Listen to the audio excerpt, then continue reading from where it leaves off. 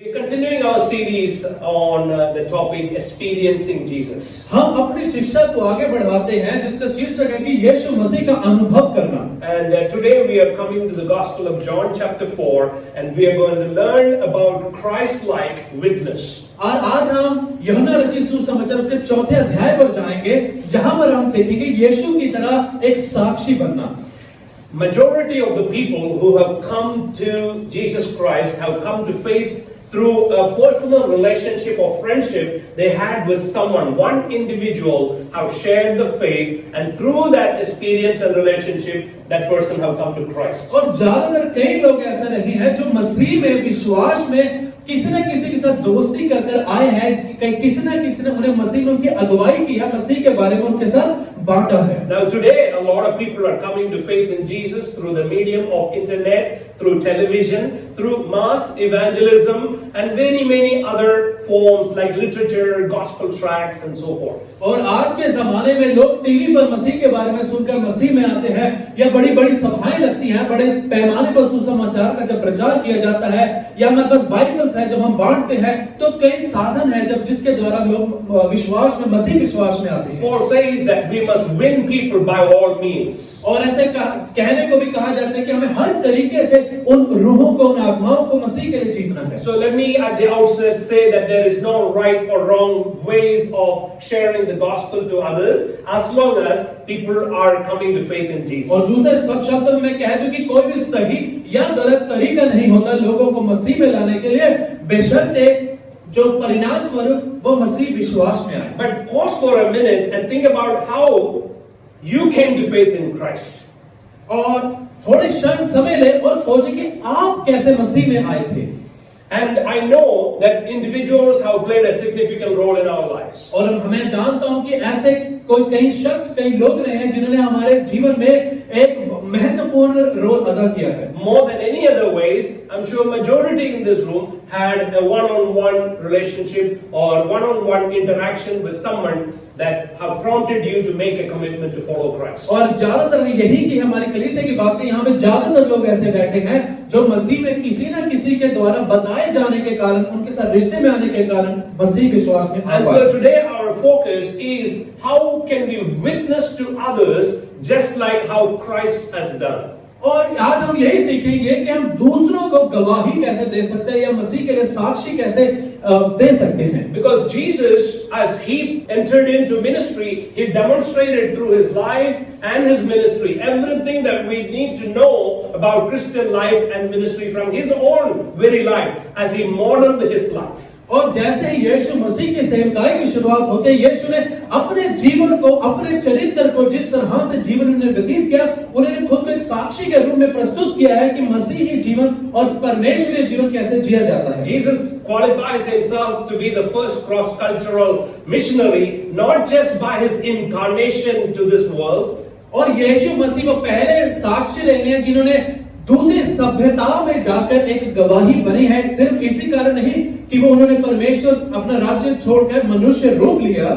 He also inaugurated the earthly ministry, going across culture, leaving his own people, his own town, and going to another town cross-culturally to share the gospel. और यहाँ तक कि उन्होंने अपनी सेवकाई की शुरुआत भी दूसरे सभ्यता में जाकर दूसरे समाज के लोगों के बीच में जाकर शुरुआत की। So when Jesus gave the final marching order to the disciples to go into all the world and preach this gospel to all the people, all the nations, Jerusalem, Judea, Samaria, to the ends of the earth, Jesus has already practiced in his life what he was asking his disciples to do. और जब यीशु मसीह ने महान आज्ञा अपने चेलों की दी कि तुम दुनिया के छोर तक जाओ और चेले बनाओ, तब यीशु मसीह ने उन्हें आज्ञा दी कि तुम यहूदा में जाओ, समारिया में जाओ, यरूशलेम में जाओ और मैं सदैव तुम्हारे साथ रहूंगा। So here in the Gospel of John chapter 4 we are looking at the example of Jesus leaving Jerusalem and going down to Samaria and preaching the gospel to a Samaritan woman. और हम चौथे अध्याय में यही देखेंगे यीशु मसीह कैसे यरूशलेम को छोड़कर सामरी नगर में जाते हैं और वहां पर सामरी स्त्री के साथ जब वो सुसमाचार को बांटते हैं। This girl really not really qualified to be hearing the gospel to begin with. और अगर बात ही की जाए, शुरुआत ही की जाए, जो ये स्त्री थी वो इसे योग्य भी नहीं थी कि अभी उसे सुसमाचार बताया भी जाए। She was not raised in a Christian home. और वो किसी मसीह घराने में उनका पालन पोषण नहीं हुआ। She never had the background or the life experiences to hear the gospel or to believe in the gospel. और कभी भी उनका परिवार उनकी जो परवरिश है ऐसे परिवार में नहीं हुई जहां पर उन्हें अवसर मिलता कि सुसमाचार का कोई जिक्र भी हो। She had a very rough and tough life to the extent her life was brought to a stage she will not believe anyone at all. और उसका जो जीवन था बहुत मुश्किलात से अलग-अलग मुश्किलों से होकर गुजरा था, यहाँ तक कि इस हद तक कि उसने किसी पर भी विश्वास करना बंद कर दिया। All the life pains and experiences have caused her to shut the door on everyone else or anyone else coming near her or entering into her personal life. और उसके जीवन की परिस्थितियों मुश्किलात के कारण उसने अपने जीवन के हर दरवाजे को बंद कर लिया था कि कोई भी उसके निकट आकर उससे बात या उसकी अगुवाई परमेश्वर में नहीं कर सकता। But Jesus brings the good news to this woman who had such a callous heart. लेकिन प्रभु यीशु मसीह इस स्त्री के पास सुसमाचार लेकर आते जिसने अपना दिल एक पत्थर का कर लिया था। I came across a book called The No Guilt Guide for Witnessing. और एक मैंने किताब पढ़ी जिसमें था no guilt guide for witnessing, मतलब गवाही भरने में कोई आपको शर्म या कोई गलती का एहसास नहीं होना चाहिए। This book was written by George Sweeting. और जॉर्ज स्वीटन नाम के लेखक ने इस किताब को लिखा है। And in his book he writes about a criminal by the name John Courier who was put behind the bars in 1949. और यहाँ पर एक गुनहगार जिसका नाम जॉन है 1949 में उसकी कहानी को लिखा गया है। This John Courier guy was a murderer and the court has punished him for life in prison and he was put in prison. और तो जॉन कुरियर नाम का जो गुनहगार था जिसे कारावास में या जेल में डाला गया था उसे आजीवन कारावास में डाला गया था। And later he was transferred on a parole to another town and another city for an extended period of time. और उसे फिर उस एक जगह की जेल से निकालकर कुछ समय के लिए फिर दूसरी जगह की जेल में भेज दिया गया। But after serving the jail term for so many years, the court has pardoned him and sent a letter to this criminal saying, you are now released, you are free to go because you have been a good man who worked hard to recover from your crime and sinful ways of life. और उसने उसकी कई सालों की सजा काटने के बाद जो न्यायालय था जो कोर्ट था उसने उसकी सजा को कम करते उसे एक चिट्ठी लिखकर भेजी कि तेरा व्यवहार अच्छा रहा है तो आप तुझे आजाद करते हैं। But the letter that the court sent to this man never reached him. It got lost somewhere along the way, and this man ended up spending many more years in the prison without ever knowing that he was pardoned and was released to go. लेकिन जो चिट्ठी न्यायालय के द्वारा उसके आजादी के लिए भेजी गई थी उसे वो कभी मिली ही नहीं, तो उसके कारण वो कई साल तक फिर भी कारावास में बना रहा, उसमें कैद रहा। And so here is a free man still living in bondage. और यहाँ पर एक आजाद व्यक्ति था लेकिन फिर भी बंधनों में जकड़ा है। So the guy who wrote this book, Sweeting, he concludes that as saying that would it matter to you if someone sent you an important message, the most important message in your life, but it never reaches you. तो यहाँ पर किताब को लिखने वालों ने लिखा है कि आपको इस बात से फर्क पड़ेगा कि किसी ने आपको बहुत महत्वपूर्ण संदेश भेजा लेकिन वो संदेश आपको कभी मिला ही नहीं। Does that sound like a Bollywood romantic movie somewhere? क्या इसको हमारी जो फिल्मी कहानियां होती हैं कुछ ऐसा ही सुनने में नहीं लग रहा? The guy sends a message to the girl, I love you, but the I love you message never reaches her. कि एक लड़का अपनी प्रेमिका को भेजता तो है लिखकर कि मैं तुम्हें प्रेम करता हूं लेकिन वो कभी पहुंचता नहीं। And so here today the message is that there are people out there who needs to hear the good news that they are free, that they are made free, they are set free. And we have this message entrusted to us. And if we don't deliver it, the people out there are living in bondage. और इसी तरह से हमारे समाज में कई लोग हैं जो इंतजार करें, जो आजाद किए जा चुके हैं, उन्हें संदेश पहुंचाना अनिवार्य है, आवश्यक है, और ये जिम्मेवारी हमारे ऊपर है। That's why we have named our church Life Bridge. और इसी कारण हमने अपनी कलीसिया को भी जीवन का सेतु या लाइफ ब्रिज करके नाम दिया। The calling and the mission of God upon our life as a church is to connect people with God and others through building bridges and through building relationship and building communities for Jesus और Christ. हमारी कलीसिया का जो उद्देश्य भी यही है कि लोगों को परमेश्वर के साथ, समाज के साथ और दुनिया के साथ जोड़ना, कि वो मसीह परिवार बन सके। And so today, as we're going to read Gospel of John chapter 4 through a dramatized form from the Chosen app today, Gospel of John chapter 4, those who are listening us online, you can read the Bible right before you, John chapter 4, the first about 20 some verses, and we will follow and learn how we can be witnesses for the Lord Jesus. तो आइए हम चौथे अध्याय को हम देखेंगे, और हम जो ऑनलाइन हमें सुन रहे हैं, आप चौथे अध्याय को पहले से लेकर 20 तक या थोड़ा उनसे आगे आयतों का पढ़ ले, ताकि आप संदर्भ समझ पाए किसके बारे में बात कर रहे हैं। We want to learn how Jesus Christ approached this woman who was hurt, broken, and rejected by everyone. और हमने देखा और हमें सीखने की आवश्यकता है कि कैसे यीशु मसीह इस स्त्री के पास गए जो दुखी थी, जिसने चोट खाई थी। As you are watching that play, as you are reading the Bible portion this morning, I believe you could see God speaking to you many things about this scripture portion. और जैसे ही आपने इस वीडियो को देखा और वचन को पढ़ रहे थे, मैं यही प्रार्थना करता हूँ, जानता हूँ कि परमेश्वर आपसे कुछ खास बातों को जरूर कर रहे होंगे। The first principle of evangelism or Christ-like witness is that we must have Christ-like spirituality. और सबसे पहला जो सिद्धांत है एक मसीही गवाह बनने का, वो है कि हमें सबसे पहले हमारे अंदर मसीही जैसी भावना, वैसी आत्मा होना आवश्यक है। I want you to know that Jesus moved connected with the two realms of life. और मैं आपको बता दूं कि यीशु मसीह जीवन के दो हिस्से या दो जीवनों को जोड़कर हमेशा इकट्ठा चला करते थे। After he was baptized, he was anointed by the Lord through the descending of the Holy Spirit, where he was not only baptized in water, but he was baptized in the Spirit, and he was commissioned into the ministry.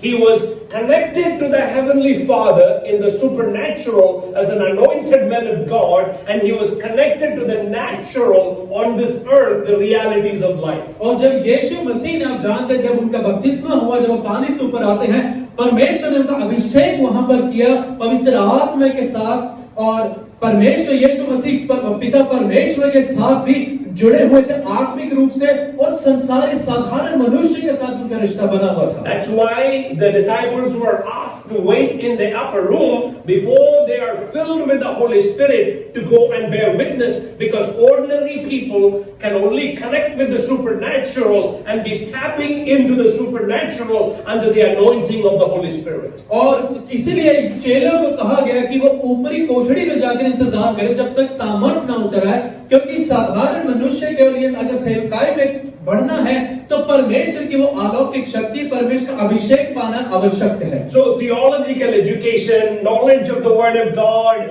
and understanding of the society and culture and worldviews and psychology and all the various social sciences will help you to relate to people to a certain level, but you will never connect with their heart until you have the power from above. तो इसलिए अगर आप बहुत सारी वेद शास्त्र की शिक्षा हासिल कर ले या बुद्धिजीवी बन जाए, उस ज्यादा आपके पास ज्ञान हो जाए, तो उससे आप लोगों के साथ बात तो कर पाएंगे, लेकिन उनके साथ दिल से कभी जुड़ नहीं पाएंगे। If you've seen this story, this is the first time Jesus is not just talking to the woman, but he was talking to a third person in the life of the person he was dealing with.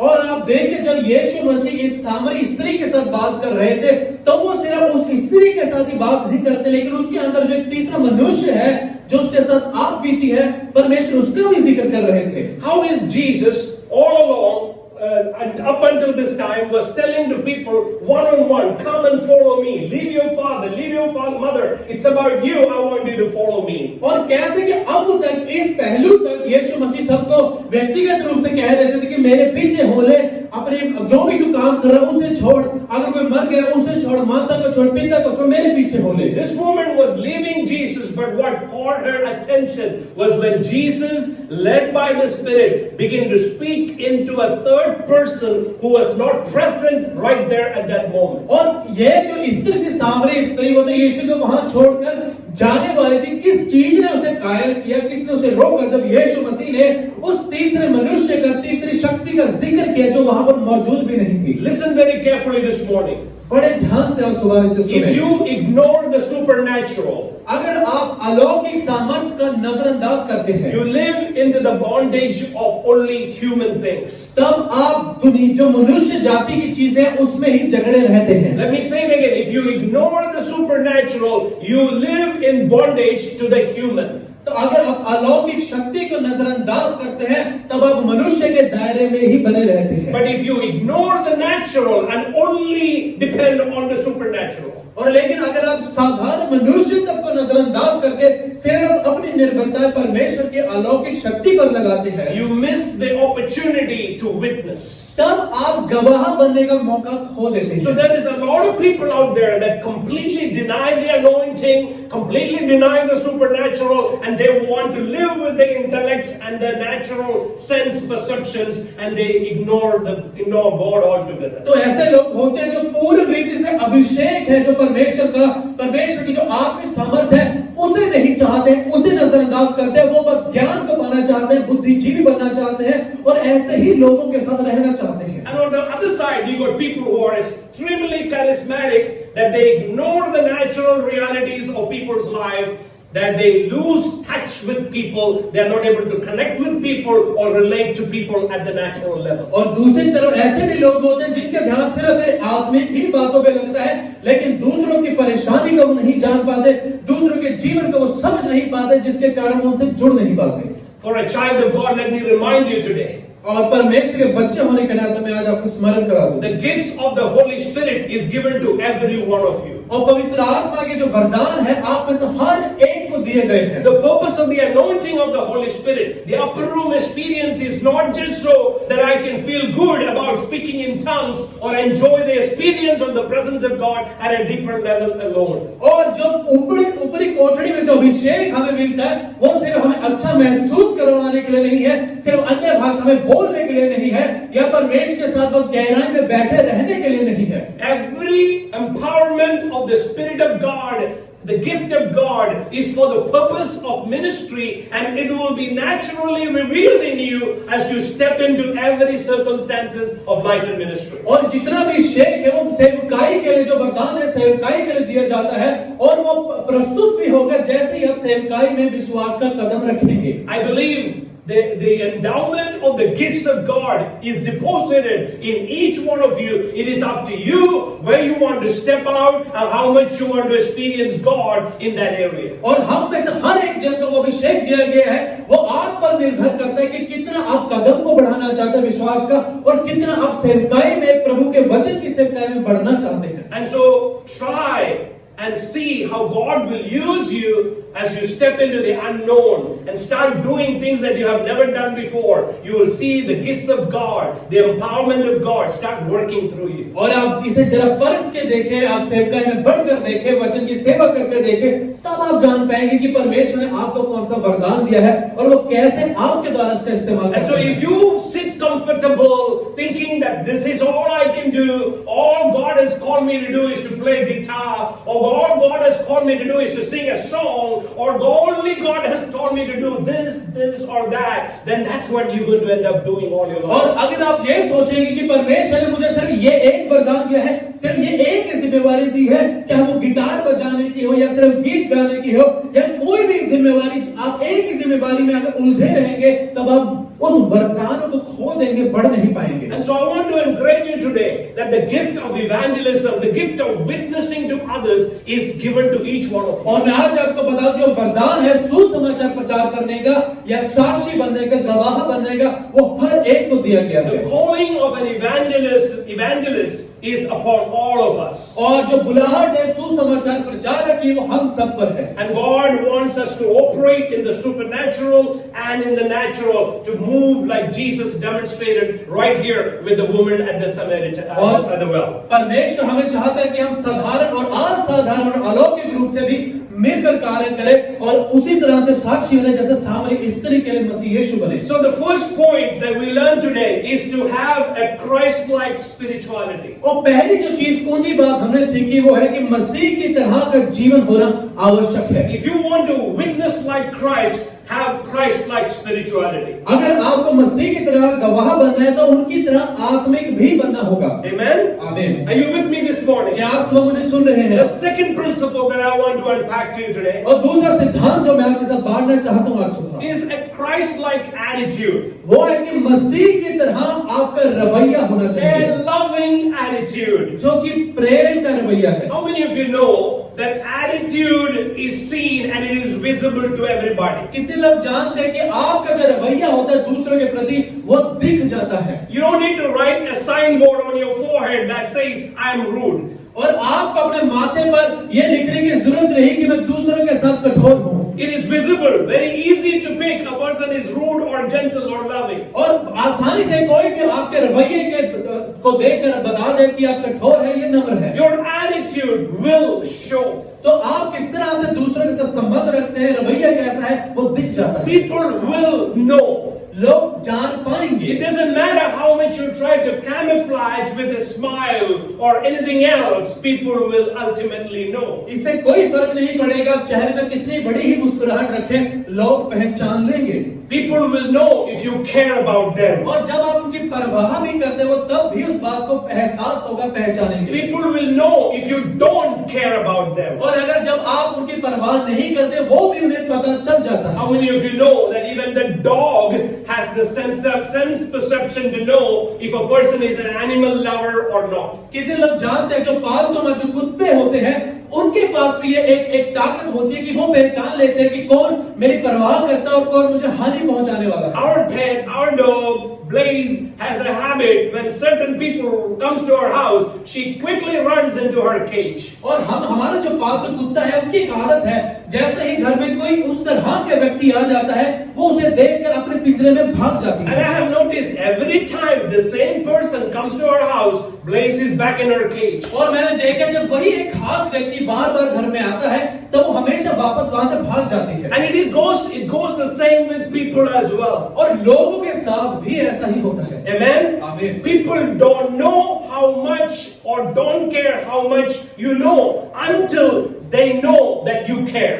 और लोगों को तब तक नहीं समझ आता कि आप उनकी परवाह करते हैं जब तक उन्हें एहसास न हो जाए कि हाँ आप सच में उनकी परवाह कर रहे हैं। That's the first and foremost in wanting to be Christ-like witness. और ये सबसे पहले एक गुणवत्ता है जो हमें हासिल करनी पड़ेगी अगर मसीह की तरह हमें आत्मिक बनना है। Jesus always moved with compassion when he saw people. और जब कभी यीशु मसीह किसी दुखियारे को देखते थे उनके दिल में दया आती थी, दया भावना से भर जाती So थी। today you may be an introvert by personality and you will put a tag on yourself and say, look, I'm not a people person. हो सकता है आज आप सोच रहे हो कि मैं तो अपने में रहने वाला व्यक्ति या नारी हूं, मैं लोगों के बीच में नहीं जा सकती या जा सकता। Let me encourage you that is not from God. और मैं आपको बता दूं कि जो ये है भावना परमेश्वर की ओर से नहीं है। God has called us to be part of the community. परमेश्वर हमें बनाया इसलिए कि हम समाज के हिस्सा बन सके। God has positioned us to be social beings. परमेश्वर हमें ऐसे स्थानों में डालता है कि जहां पे हम लोगों के साथ बातचीत कर पाए। So if you were struggling in your life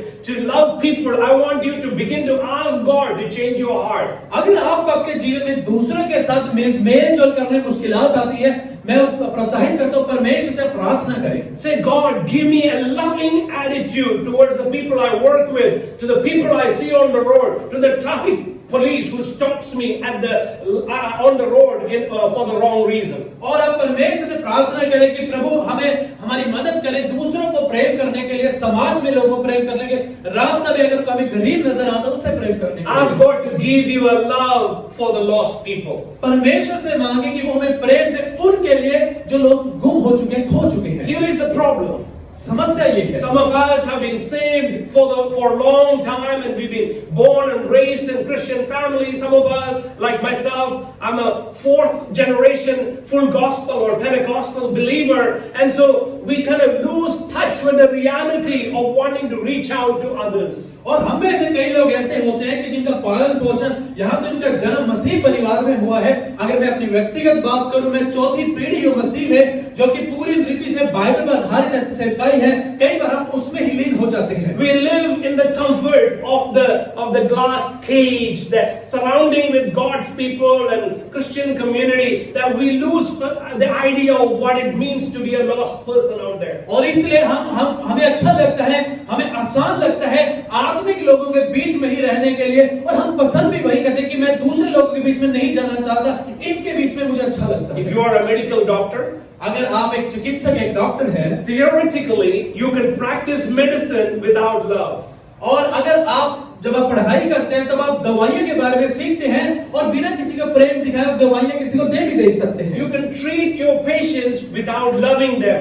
आप अपने मरीजों से बिना प्रेम करे उनका इलाज भी कर सकते हैं। And you can prescribe the medicine, and if you are just in it for making the money, you can do all of that without really loving the people. और अगर आपने ये पेशा सिर्फ पैसे कमाने के लिए चुना हो, तो लोगों को बिना प्रेम करे आप इस काम को बखूबी कर सकते हैं। If you are a lawyer, you can take the case of a client without really sympathizing or even loving the person that you have taken on to fight for in the court. और इसी तरह से अगर आप एक वकील हैं, अगर आपने किसी का केस उठाया है, तो बिना उनके साथ जुड़े, बिना उनसे प्रेम करे आप उनका केस शायद लड़ सकते हैं। The same applies to being an engineer. और एक इंजीनियर अगर बन जाता है तो ये बात उस पर भी लागू होती है। But without genuinely engaging with the clients or the patients or the customers that you deal with, without a genuine love, ultimately you will lose your passion and you will not have the job satisfaction that you need in the long run. और लेकिन अगर आपके पास दूसरों के लिए सद्भावना नहीं होती, दूसरों के लिए प्रेम भावना नहीं होती, तब जो आपका पेशा है उसके लिए जिस जोश के साथ आपने शुरुआत की थी, एक समय आएगा जब आप उसे खो देंगे। And that's why many people jump from one career, one profession to the other because they never find the job satisfaction in their life. और इसी कारण लोग हैं जो बार-बार नौकरियां बदलते रहते हैं, क्योंकि उन्हें एक उस नौकरी से कभी संतुष्टि नहीं मिलती। It is the same way as a follower of Jesus Christ. और यीशु मसीह के पीछे चलने वाले भी इसी तरह से बात लागू होती है। You cannot love God and not love people.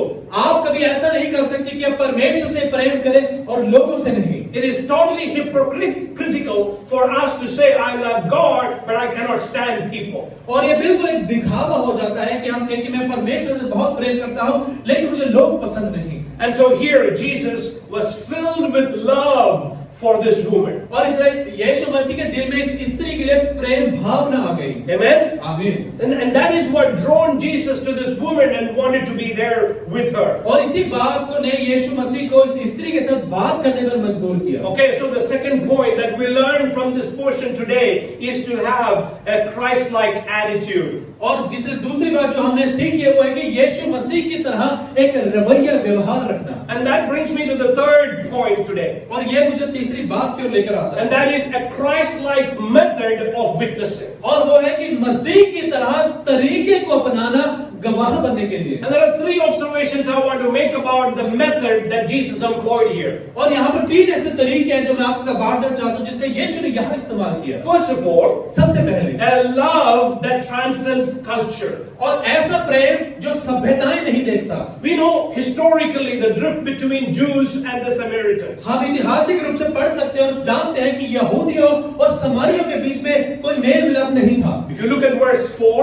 John chapter 4 verse 4, अगर आप यूहन्ना रचित सुसमाचार 4 अध्याय की 4 आयत को देखेंगे, it says Jesus needed to go through Samaria. यहाँ लिखा और उसको सामरिया से होकर जाना आवश्यक था। Some translations say Jesus must go through Samaria. और कुछ अनुवाद ऐसे कहते हैं कि यीशु को सामरिया से गुजरना ही था। So this was Jesus embarking on his first earthly cross-cultural mission trip. और यहाँ पर यीशु मसीह अपनी पहली दूसरी सभ्यता में सेवकाई की शुरुआत करते हैं। But then in verse 7, और 7वीं आयत में even the woman remarked to Jesus, और यहाँ पर ये जब ये वो स्त्री भी यीशु से बात करती है why are you asking me a drink? और वह कहती है कि तू मुझे पानी पिलाने को क्यों कहता I'm है? a Samaritan woman, can't you see?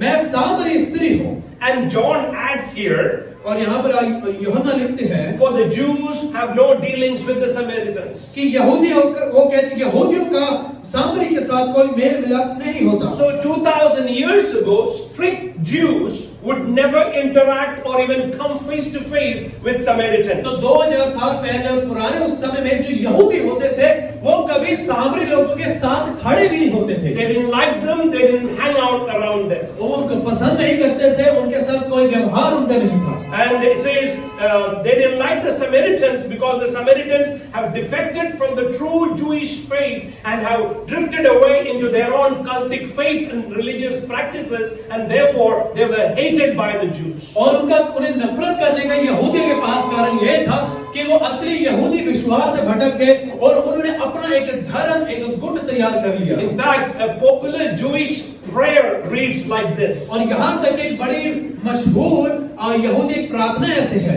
They hated the Samaritans so much, they prayed that God would punish them, that God would curse them. और उन्होंने इतना नफरत करते थे, वो ये प्रार्थना करते थे कि परमेश्वर सामरी लोगों को सजा दे। Listen to their prayer. उनकी प्रार्थनाओं को जरा सुनो। Lord, do not remember the Samaritans in the resurrection. और वो कहते परमेश्वर पुनरुत्थान के समय सामरी को याद मत रखना। This was an old popular Jewish prayer. The Jewish prayed every day. और ये बहुत पुरानी यहूदी की प्रार्थना थी जो हर रोज वो किया करते थे। Lord, do not remember these people in your resurrection. वो कहते प्रभु अपने पुनरुत्थान में इन लोगों को याद मत रखना। So, needless to say, the Jews and the Samaritans never got along. और इस बात से जाहिर होता है कभी भी सामरी और यहूदी लोग मिलकर नहीं रहे। It's almost like India and Pakistan. वो हिंदुस्तान और पाकिस्तान की तरह ही थे। But you know, these people hated them so much they didn't want to even cross paths when they were walking against each other. और वो इतना नफरत करते थे अगर दो मार्गों में वो मिल जाए वो इकट्ठे वो मार्ग को भी उस मार्ग पर इकट्ठा नहीं चलते थे। When I was very small, my grandfather used to tell me the stories of how the Dalits and the untouchables lived in his day, and how they used to carry a bell in their head. The Dalit had to cross; they had to carry a bell in their hand, and they had to ring the bell so that the Brahmins could move out of the way or hide somewhere as the Dalit passed. और मेरे दादाजी मुझे एक कहानी सुनाया करते थे जो वास्तविक है कि उन समय में जब जो दलित लोग होते थे या फिर छोटी जाति के लोग होते थे, जब उन्हें गुजरना पड़ता था और सामने से अगर ब्राह्मण जाति के लोग आ रहे थे तो दलित को एक घंटी बजानी पड़ती थी ताकि वो उन्हें इत्तला कर दे कि हम आ रहे हैं या आप पहले गुजर जाएं या हमें जाने दें। So today, you know, we differentiate people, we isolate people in the same way like in the days of Jesus. और आज भी ऐसा होता है कि जैसे यीशु के दिनों में था, लोगों में फर्क पैदा किया जाता है उनकी कई चीजों के आधार पर। We don't invite certain people to our home. हम कुछ जाति के लोगों को घर पर न्योता नहीं देते। We don't allow certain people to be friends with us on our Facebook. और हम कई लोगों को अपनी फेसबुक पर मित्र नहीं बनाते इन चीजों के आधार पर। Or we don't add them to our Instagram. और यार इंस्टाग्राम और इंटरनेट पर उनसे बात नहीं करते। Because I just don't like them or their color or their caste or whatever. कि हम कहते हैं मुझे वो पसंद नहीं, उनका रंग अच्छा नहीं, उनकी जाति। But here we see Jesus saying, I must go through Samaria. लेकिन यहाँ पे वचन में लिखे कि यीशु को सामरिया से गुजरना ही था। Because Jesus came to break the barriers of caste, color and creed. और क्योंकि यीशु मसीह आया ही था कि उस पर्दे को फाड़ने के लिए, उस दीवार को गिराने के लिए जो लोगों को जाति के नाम पर बांटती है। Jesus wanted to show the disciples that I love everyone. यीशु मसीह चेलों को यही दिखाना चाहते थे कि मैं हर एक से प्रेम करता So हूँ। today let me ask you a question. तो आज मैं आपसे एक प्रश्न पूछता हूँ। Is there a culture or a caste or a people that you don't like or you struggle to identify with? क्या आपके जीवन में आपको मुश्किल आती है ऐसे लोगों के साथ मित्रताई में आने के लिए जिनकी शायद जाति अलग हो या उनका रंग अलग हो। Do we have racial prejudice in our hearts? क्या हम अपने दिल में काले और गोरे में भेद भावना रखते हैं? Has that been something that has been passed on to you from generation to generation by your fathers? Your forefathers have implanted that seed in you that you should keep away from this people or that community. क्या इन बातों को आपने अपने पूर्वजों से पाया है, अपने दादा परदादा से पाया है, ये बीज उन्होंने क्या आपके जीवन में बोया है? If you have that issue in your heart today, ask God to transform your heart. अगर आपके पास आज ये समस्या है तो परमेश्वर से कहें कि आपके दिल को वो बदल दे। Ask God to give you a real love for all people. परमेश्वर से एक असली प्रेम को मांगे हर एक मनुष्य के लिए। Amen? आमीन। And so the first method was that he loved beyond the cultural barriers. तो पहले उनका तरीका था यीशु का कि उन्होंने सभ्यताओं को, जातियों को नहीं देखा, फिर भी लोगों से प्रेम किया। Secondly, और दूसरा, we see that Jesus loved beyond gender. और यहाँ पर देखिए दूसरा जो तरीका था कि यीशु मसीह ने लिंग के आधार पर भी प्रेम नहीं किया। Now, many of us may not have that problem today. हम में से ज्यादाओं के बीच में शायद आज ये समस्या नहीं होगी। But we might be hidden or kind of suppressed in some way, or not even showing or revealing that we have a problem with gender. और हो सकता है लेकिन शायद कईयों के बीच में इन्होंने अपने मन में इस बात को दबा के रखा कि हाँ आज मैं स्त्री और पुरुष में फर्क रखता या रखती हूँ। But Jesus was a Jew. जो यीशु मसीह है वो यहूदी थे। And this woman was a Samaritan. और ये जो स्त्री थी वो सामरी थी। And Jesus was a man. और यीशु मसीह तो पुरुष थे। And she was a woman. और वो स्त्री थी। And in those days, especially in the days of Jesus, there was a huge difference between male and female. और यीशु मसीह के उन दिनों में बहुत बड़ा फर्क होता था पुरुष और स्त्री के बीच में। And that's why the woman said, और इसलिए उस स्त्री ने भी ऐसा कहा, how is it that you being a Jew asked a drink for me, a Samaritan woman? और उसने यीशु से कहा कि ये कैसे हो सकता है कि जो यहूदी होने के बाद भी मैं जो सामरी हूं मुझसे जल मांग रहा है। And I want you to notice verse 27. और मैं चाहता हूं कि 27 आयत पर जरा आप ध्यान दें। At this time the disciples came and they marveled that he talked to a woman. इतने में उसके चेले आ गए और अचंभा करने लगे कि वह स्त्री से बात कर रहा है। That's so funny, isn't it? ये बड़ी एक हास्य की बात है। I'm sure they were all middle-aged people, weren't they? बिल्कुल वो अपनी 30 साल की उम्र से या मध्य वर्ग की उम्र के लोग रहे होंगे। I remember when I was growing up as a teenager, 17, 18, 19. और मुझे याद है जब मैं 17-18 साल की उम्र में मैं बढ़ रहा था। It was such a taboo to talk to girls. तब इस बात को अच्छा ज्यादा नहीं माना जाता था कि हम अगर लड़कियों से बात करें। If anybody spotted you talking to a girl, all of a sudden you were tagged. How many of you lived through that kind of a culture? और अगर उस आप में से कितने लोग ऐसे समय में रहे हैं जब अगर आप किसी औरत या लड़की से बात कर रहे होंगे तो लोग उसे अच्छा नहीं समझते थे। And I remember when the movies started influencing our culture and the young people for the very first time started breaking the norm and started sending love letters to girls. और जब फिल्मों का जमाना आया और जब लोगों ने शुरुआत की एक दूसरे के प्रति अपने प्रेम को प्रकट करने के लिए चिट्ठियों को लिखने के द्वारा, and the boys would whisper among themselves and show it to their best friend what they wrote. और जो लड़के होते हैं वो चिट्ठी लिखकर अपने दोस्तों को पढ़ाते कि जरा देख मैंने ठीक लिखी है। And so as from distance the disciples saw Jesus talking to this woman, they must have said, hey, Jesus is hanging out with this chick. और जब चेलों ने यीशु मसीह को दूरी से ही देख लिया और वो आपस में बात करने लगे, अरे देखो वो यीशु मसीह तो एक औरत से बात कर रहे हैं। Because all of a sudden, you know, this Jewish men, they been with Jesus. They're feeling that they're already saints and they have such control over their discipline with women. And now Jesus is alone with a woman. और वहां पर जब उन्होंने देखा वो कह रहे होंगे हमने तो खुद को कितना संभाला हुआ है, अनुशासित किया हुआ है, लेकिन यीशु को वो ये स्त्री के साथ देखकर अचंभा खा गए। Why did the disciples get a shock? क्यों उन्हें अचंभा हुआ? Because these men never talked to women face to face. क्योंकि इन पुरुषों ने स्त्रियों को कभी भी उनके पास जाकर बात नहीं। Because the strict rabbis have given instruction to the younger rabbis that you never talk to a woman in public. और जो के रब्बाई होते थे उन्हें सिखाने वाले उनके शिक्षक होते थे वो अपने चेलों को जो उनसे सीखते थे उन्हें हुक्मात देते थे तुम कभी भी किसी लड़की या स्त्री के पास अकेले जाकर बात नहीं करोगे। According to the Jewish rule, और यहूदी in public. यहूदी कानून के मुताबिक तो जब हम चार लोगों के बीच में खड़े होते तब आप अपनी पत्नी से भी बात नहीं करते। You were not even allowed to talk to your daughters in public. और लोगों के समाज के बीच में अपनी बेटियों से भी आपने बात नहीं करनी। What was the reason? उसका कारण क्या था? Wow, it could be a distraction that you might be tempted.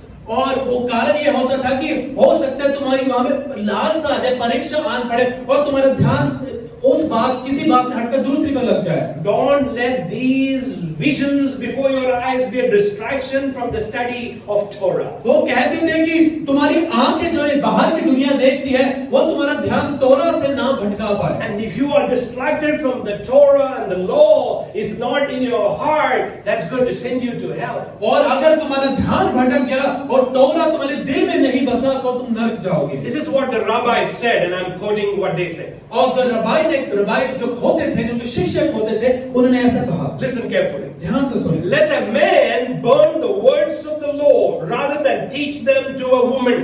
और यहाँ पे लिखा कि अच्छा होगा कि कोई पुरुष है कानून की किताब और शब्दों को जला दे बजाय कि किसी स्त्री को समझाए। So women were hidden from society in public. तो समाज से जो स्त्रियां होती थी उन्हें हमेशा छिपा कर दूर रखा जाता। So even Abraham, और यहाँ तक कि इब्राहिम का अगर जिक्र हो, when strangers were invited to his tent, और जब अजनबियों को उसके तंबू में न्योता दिया गया, Sarah was sent away. Don't come here because I got men here. Go back. Go behind the scene. अपनी पत्नी सारा को उसने अंदर तंबू में भेज दिया क्योंकि मेरे पास यहाँ पे 3 ऐसे पुरुष मेहमान आए हैं। And by the way, और मैं आपको बता दूं, when they traveled on donkeys. और जब वो सफर किया करते थे वो गधों पर सफर किया करते थे। And guess who gets to sit on the donkey? और आप जानते हैं कि गधे में बैठने का अवसर किसे मिलता था? It was the men who sat on the donkey and the woman walked behind the donkey. और जो पुरुष होते थे वो सवारी करते थे और जो उनकी पत्नी या स्त्रियां होती थी वो पैदल चला करती थी। Now, when Joseph and Mary was traveling on the donkey and Joseph let Mary sit on the donkey, can you imagine the culture shock? और आपको याद है जब यूसुफ और मरियम जा रहे थे यरूशलेम और वो गर्भवती थी तब यूसुफ ने अनुमति दी कि वो उस गधे पर बैठ जाए, तब आप जानते कि लोगों को देखकर कितना अचंभा हुआ। I'm sure all the men was making fun of Joseph and saying, "Here goes a wuss." और यहाँ पर मुझे यकीन है कि जितने बाकी पुरुष थे और वो उसका मजाक उड़ा रहे होंगे कि देखो ये जोरू का गुलाम जा रहा है। Maybe they are saying, "Well, she got the pants in their house." और वो ये भी कहा होगा कि हमें लगता है कि इनके घर का मर्द इसकी पत्नी है। All of that to say that women were bruised, insulted, abused, misused, shoveled behind the back. और जो कहने की बात है वो ये है कि स्त्रियों को ज्यादा इज्जत नहीं दिया करती थी, उन पर सताव भी होता था, पीड़ा भी, उनको मार भी पड़ती, उन्हें छिपा के रखा जाता था। Can you imagine if that happened today? आप सोचते हैं कि सोचिए जरा अगर ये चीजें आज की तारीख में हो। If you have a scooter, the man drives on the scooter to church and you tell the woman, walk to church. अगर आज आपके पास स्कूटर है, आप चला कर आए हैं, अपनी पत्नी को बोलो तुम पैदल आओ, How would that sound? तो सुनने में भी कैसा लगता है? So Jesus didn't care for any of these stupid social customs of men. तो ये समाज के बनाए हुए बेबुनियादी नियमों की यीशु मसीह ने परवाह नहीं की। As far as Jesus is concerned, this woman is a human being, a person who was created by him. और जहां तक इस स्त्री की बात हो, यीशु मसीह जानता था कि वो स्त्री है, एक मनुष्य है और वो यीशु के द्वारा रची गई है। Yes, she lived in Samaria, but she needed to hear the truth. हाँ, उसने सामरी नगर में उसने जीवन व्यतीत किया, लेकिन उसे आवश्यक था कि वो सत्य को सुने। Hallelujah. Hallelujah. Let me tell you, it is not the church that have degraded the woman or created a drift, a low caste status for women. और मैं आपको बता दूं, कलीसिया नहीं है जिसने आदमी और औरत के बीच में फर्क पैदा किया और औरत को कोई छोटा स्तर दिया है। But it is the modern day culture or people that have created that kind of rules and laws. लेकिन वो लोग हैं, वो समाज है जो ऐसे कानूनों को बनाते हैं। Some people think that it is Gloria Steinem who liberated women. और कई लोग सोचते कि ग्लोरिया स्टेनम थी जिसने औरतों की आजादी के लिए आवाज उठाई। But let me tell you today, it is Jesus Christ who brought the message of liberation for women. और लेकिन मैं आपको बता दूं, यीशु मसीह था जो आजादी का जो संदेश था औरत के पास लेकर गया। And the women's liberation have twisted the truth to make people believe that the church is against women and the church always wanted to separate the woman. और जो women liberation पे जो आवाज उठाते हैं, उन्होंने ये लोगों को यकीन दिलवाने के प्रयास किया कि कलीसिया ने आदमी और औरत में फर्क पैदा किया है। Paul the apostle goes on to write in the New Testament that there is neither Jew nor Greek nor slave nor free nor male nor female in the kingdom of God. और आगे प्रेरित पौलुस लिखते हैं कि परमेश्वर के राज्य में कोई पुरुष और नारी नहीं होता, कोई बड़ा या छोटा नहीं होता, कोई यहूदी को सामरी नहीं होता। Friend, that is the Bible. ये बाइबल है मेरे मित्र। Amen. आमीन। So can a woman lead in the church? क्या कोई स्त्री कलीसिया की अगुवाई कर सकती है? Can a woman preach the word? क्या कोई स्त्री प्रचार कर सकती है? Can a woman pray for somebody? क्या कोई स्त्री किसी के लिए दुआ कर सकती है? The word of God says, or Jesus demonstrate that they can. और परमेश्वर का पवित्र वचन और यीशु मसीह खुद ने दिखाया कि हाँ वो कर सकती है। So the love of Jesus transcends gender. और यीशु मसीह का प्रेम कभी भी आदमी और औरत में फर्क नहीं करता। Some men even today want to disparage or disparage women or show them and ill-treat them. और आज भी समाज में ऐसे पुरुष होते हैं जो कि एक मिलने चाहिए वाला जो इज्जत सम्मान है औरत को नहीं देते। Even today when I go to some places I hear the men speak like this. और अब भी जब मैं कई जगहों पर जाता हूँ मैं सुनता कि कुछ पुरुष ऐसे बोलते हैं। Well, you know, तुम जानते हो, my wife, she's not that smart. मेरी पत्नी के बाद दिमाग आप जानते हैं कि ज्यादा तो नहीं है। She just doesn't make right choices. उसे सही निर्णय लेना नहीं आता। अरे यार, she made the choice to marry you. She got to have some brain.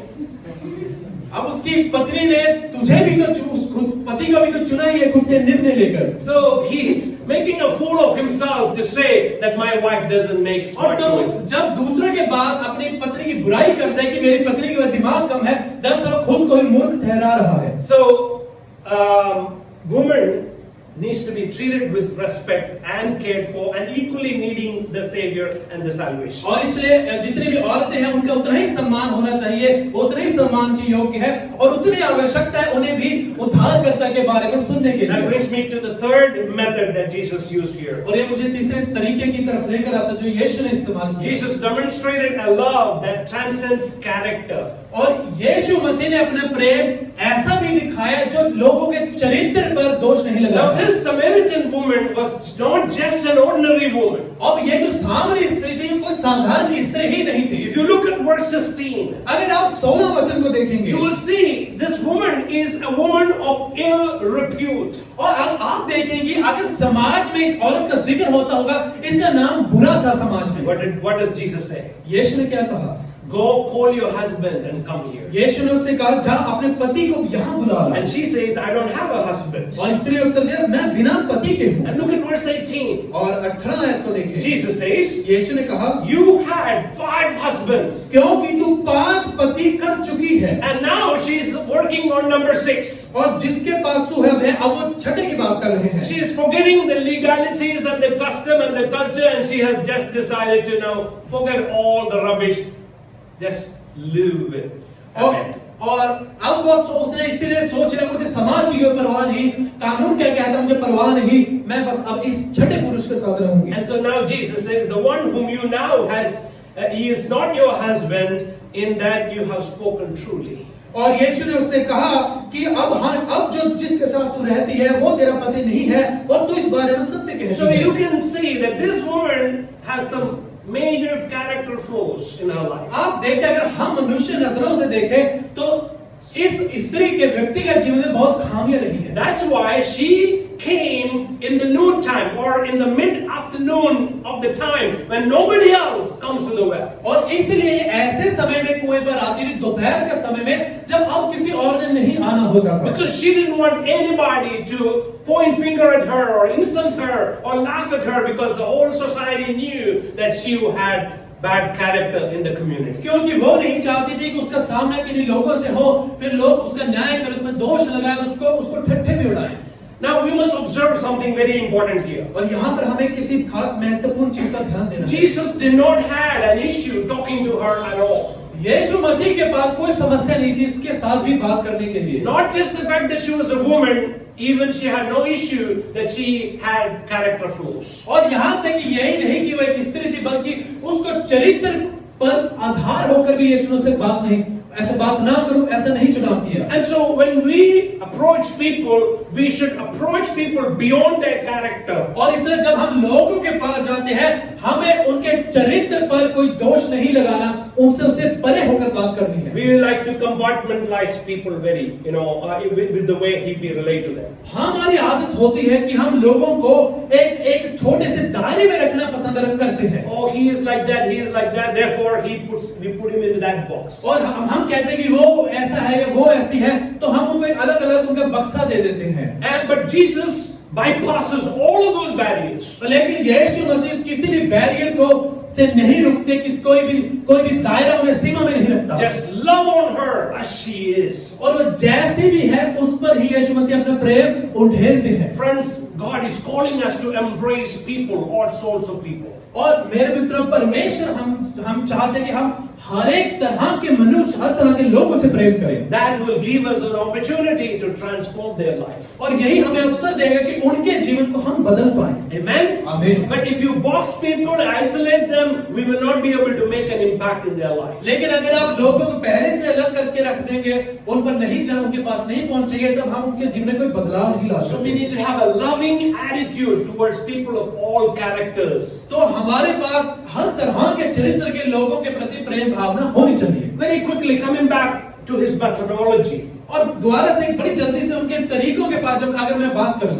I call Jesus' method a never give up methodology. और मैं यीशु के तरीकों को ये नाम देता हूं कि ऐसा तरीका कि वो कभी छोड़ते नहीं, कभी हार नहीं मानते। Because you can see the sarcasm by which and the silliness and the naughtiness by which this woman was speaking to Jesus. और आप देख सकते हैं कि जब ये खुद स्त्री सामरी जब यीशु से बात कर रही थी, वो